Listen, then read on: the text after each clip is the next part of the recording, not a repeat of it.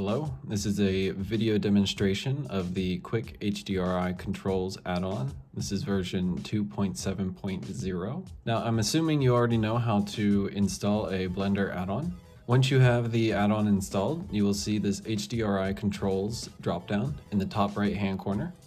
If you click that, you will be prompted to set up a HDRI directory. You can either directly browse from here, or you can open up preferences. Now with the add-on preferences open, I'm going to go ahead and set my directory. Now that my directory is set, I'm going to go ahead and run through preferences. First, we have updates and information, and we can see that this is currently the cycles version 2.6.9 of the add-on. First option here is we can set this to automatically check for updates upon Blender starting up, or we can click on check now. And as you can see, there currently is a update pending. I'm going to hold off on updating for now. Next, we have the backup settings. When this is enabled, a folder with backups is created in the add-on installation location, and you can set a max backup file amount.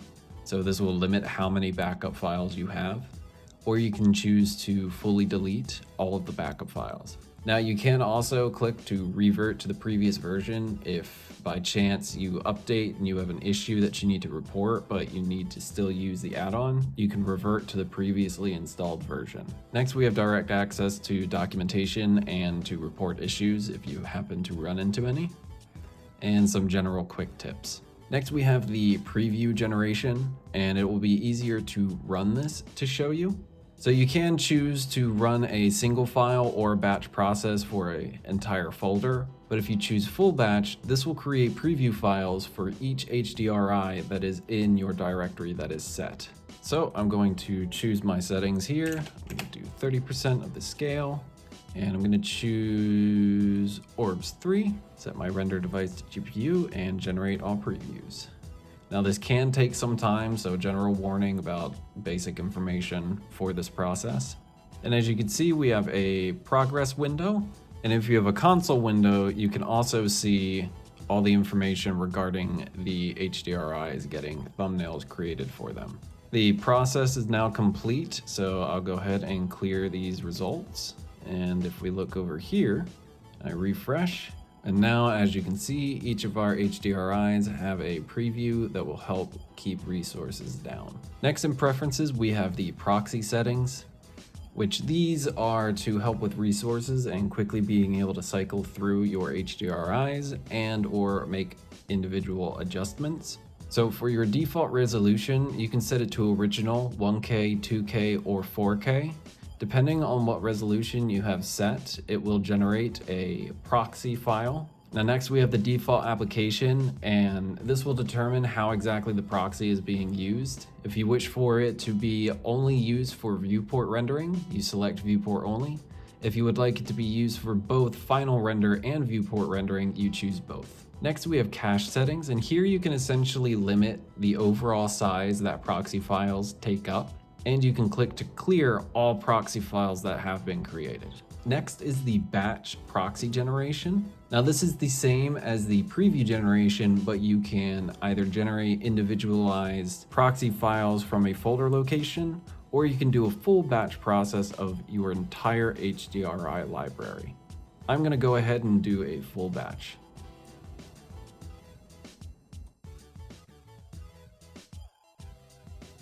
Now the process is complete. Here are my results. So go ahead and clear those out.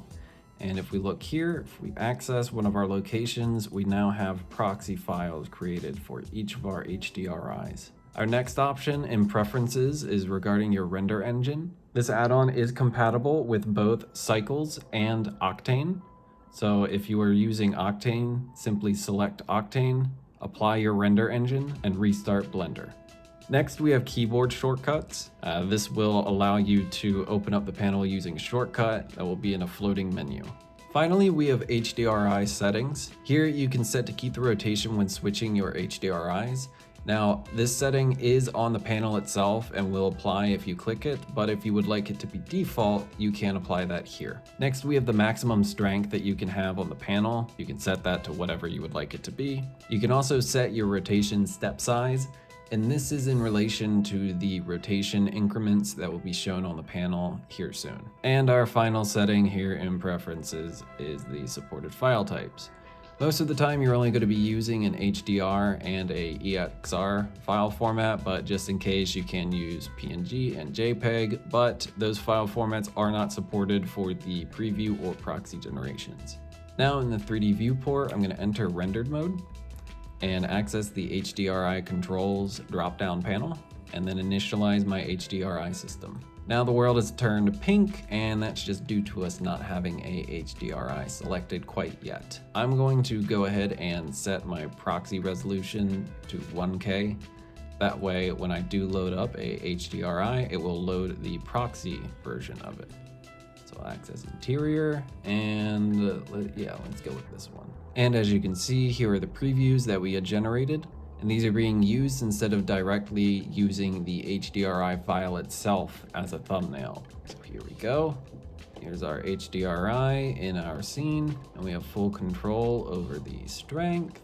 We have full control over the rotation. You can do your increments. You can reset all of it. And if desired, you can switch back to your original HDRI with a simple click. Now for cycling through, you just use the arrow buttons, or you can click and navigate through and select a new HDRI and load it up. If you want to go back to the previous, just reset. Now we can keep the rotation settings, and that way we can adjust the rotation here, we can change our HDRI, and the rotation will stay. We can also affect the visibility of the HDRI, and if desired, we can look at metadata related to it.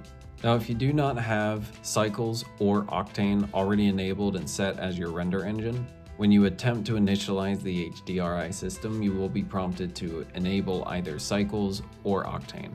Now, depending on the keyboard shortcut that you have set on the 3D viewport, you can select it and bring up the panel and use it exactly how you would in the dropdown.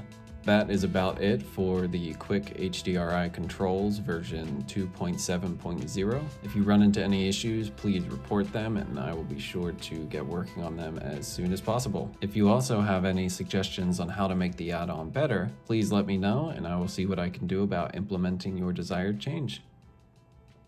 Thank you.